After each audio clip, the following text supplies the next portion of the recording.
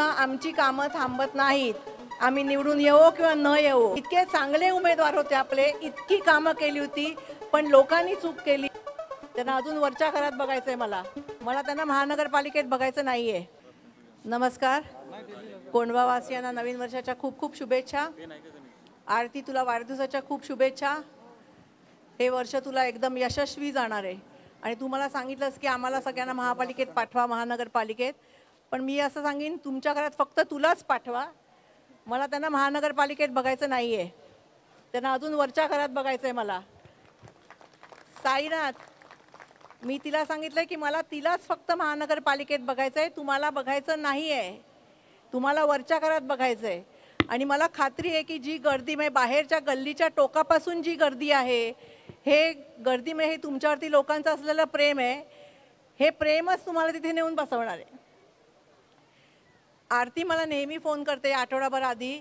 खरं सांगायचं तर मला तुझा वाढदिवस लक्षात नसतो, पण आरती आणि साईनाथचं काम इतकं उत्कृष्ट आहे की मी प्रत्येक वेळेला तिला हो म्हणते. आणि आरतीचा कार्यक्रम घेतला ना की मुंबईपासून मला सगळे 5-6 कार्यक्रम लागतात. त्यांना कोणाला कसं कळतं माहिती नाही की मी पुण्याला येणार आहे. आज पनवेलपासून सकाळी निघाले, पनवेलपासून कार्यक्रम चालू झाले माझे. ते इथे यायला मला 8 वाजले. पण साईनाथ आत्ता मला कानात सांगत होते, मी तिथे पाण्याच्या टाकीचं ओपनिंग साहेबांच्या हस्ते केलं, इथे हे केलं.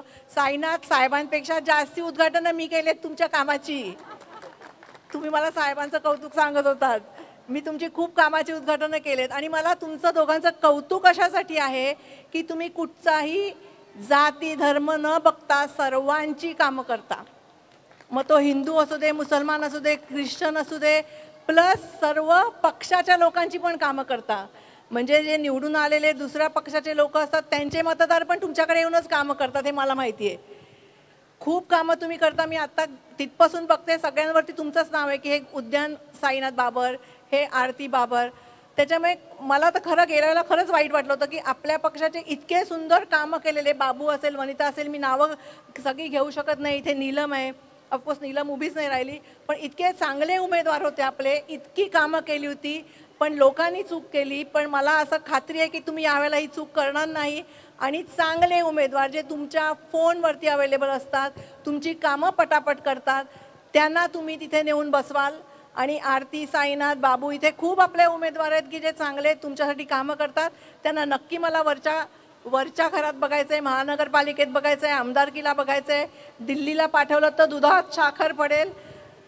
तुम्हाला सगळ्यांना परत मी येईन निवडणुकीच्या वेळेला. आता मार्च एप्रिलपासून निवडणुका चालू होतील, ऑक्टोबरमध्ये आमदारकी असेल आणि मला ते पुढच्या वर्षी महापालिका लागतील. पण तरीसुद्धा आमची कामं थांबत नाहीत. आम्ही निवडून येवो किंवा न येवो, कुठचाही माणूस हा फक्त आमच्याच पक्षाला काम करतो. मी तर म्हणेन कोविड काळात आपल्या पक्षाने जेवढी कामं केली तेवढी कुठल्याही पक्षाने केली नव्हती.